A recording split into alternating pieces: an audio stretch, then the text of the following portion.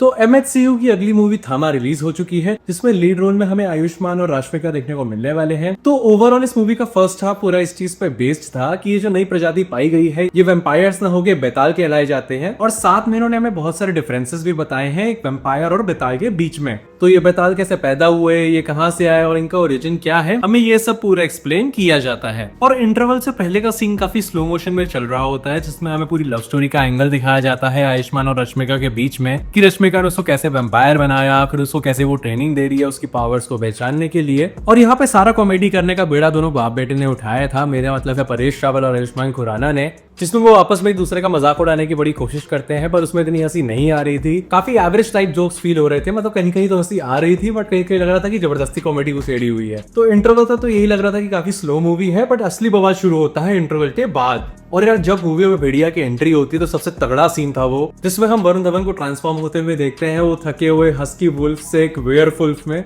जो कि 2 टांगों में खड़ा हो सकता है मेरे भाई।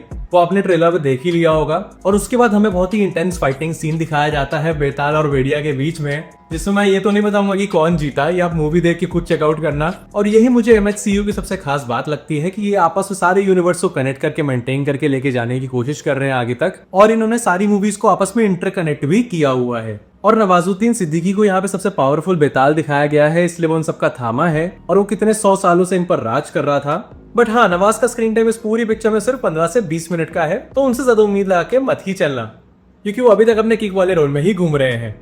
अगर सीधी सीधी बात करूं तो मेन मजा तुम्हें इंटरवल के बाद ही आएगा, जब तुम्हें इंटेंस एक्शन सीन देखने को मिलेगा और तुम भी बिल्कुल एक्साइटेड हो जाओगे मेरी तरह। और तुम इससे कोई सेपरेट मूवी लेके मत चलना, मतलब इनके यूनिवर्स को पूरा कनेक्ट करके चलो, जैसे स्त्री थी, स्त्री 2 थी, एंड उसी का इंटरकनेक्टेड पार्ट है ये थामा। तो हाँ, इस पिक्चर के बीच बीच में इन्होंने ऐसे ऐसे वर्ड्स यूज किए हैं, ऐसे ऐसी लाइन्स यूज की है कि अरे हाँ तुम्हें याद आता है स्त्री 2 का कोई सीन, या तुम्हें याद आ गया स्त्री का कोई सीन, तो ये मूवी बिल्कुल इंटरकनेक्टेड है बाकी मूवीज से। तो हाँ, अगर तुम इससे कनेक्ट करके चलोगे तो तुम इसको पक्का एंजॉय करने वाले हो। और ये एक बहुत इंपॉर्टेंट मूवी है इनके यूनिवर्स की, जिसे तुम्हें बिल्कुल भी मिस नहीं करना चाहिए, क्योंकि यही कैरेक्टर्स आगे जाके आपस में कोलैब करेंगे और दुश्मनों को हराएंगे।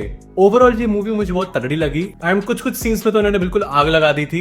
और हाँ, कम से कम ये स्पाई यूनिवर्स से तो अच्छा ही कर रहे हैं, और सीरियसली इसको देखने के बाद मैं इनके नेक्स्ट पार्ट के लिए बहुत ज्यादा एक्साइटेड भी हूँ, जो कि प्रोबेबली 1 साल बाद आएगा, तो काफी लंबा इंतजार करना पड़ेगा हम सबको।